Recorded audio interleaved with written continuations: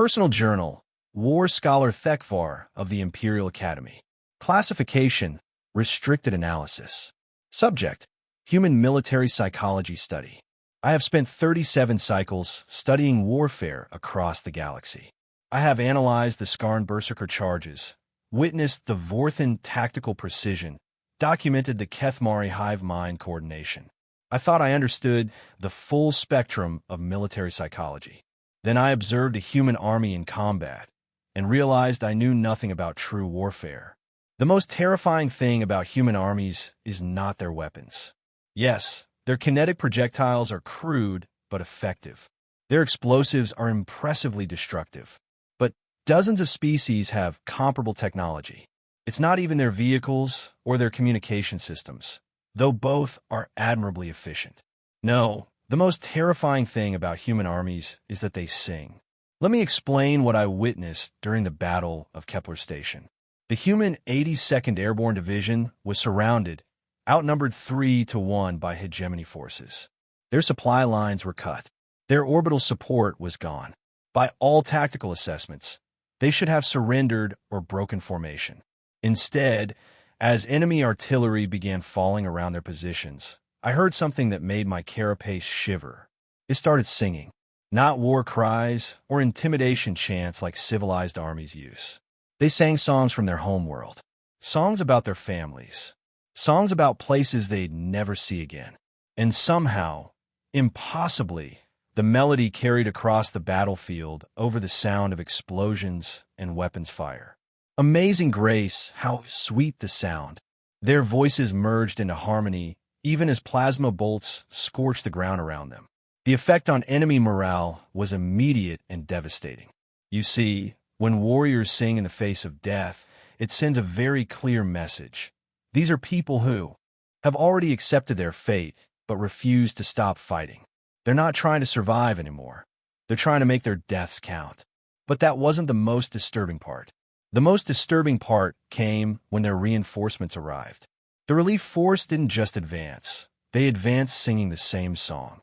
They had heard their comrades across impossible distances and joined in the harmony. Thousands of human voices, creating music in the middle of a war zone. I realized then that human military doctrine doesn't just train soldiers to fight together, it trains them to die together beautifully. Later, during the prisoner exchanges, I interviewed Colonel Williams about this phenomenon. His explanation chilled me more than any weapon demonstration ever could. Music connects us, he said simply. When we sing together, we're not just soldiers anymore. We're one organism, one purpose. Fear becomes irrelevant because you're part of something bigger than yourself. One organism. They had weaponized the concept of unity itself. I've since learned that humans have an extensive catalog of what they call military songs. Some are ancient, passed down through thousands of years of warfare. Others are created spontaneously in the field. They have songs for marching, songs for victory, songs for defeat, and most unnervingly, songs specifically for dying. During the siege of Firebase Alpha, I watched a wounded human medic continue treating patients while singing something called the Parting Glass. His voice never wavered, even as his life drained away.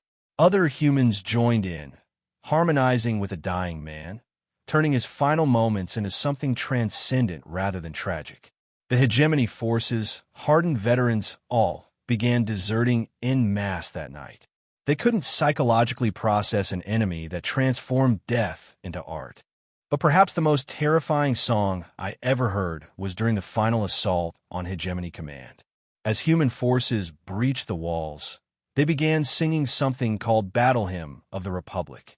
The lyrics, when translated, revealed the true horror of human military psychology.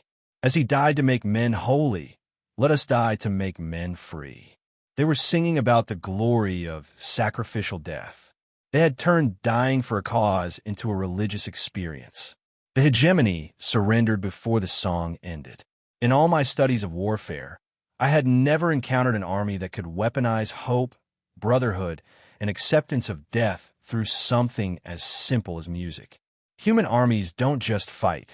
They create meaning from violence, beauty from chaos, and unity from individual sacrifice. The most terrifying thing about human armies is not that they're willing to die for their cause. It's that they make dying sound beautiful. End journal entry.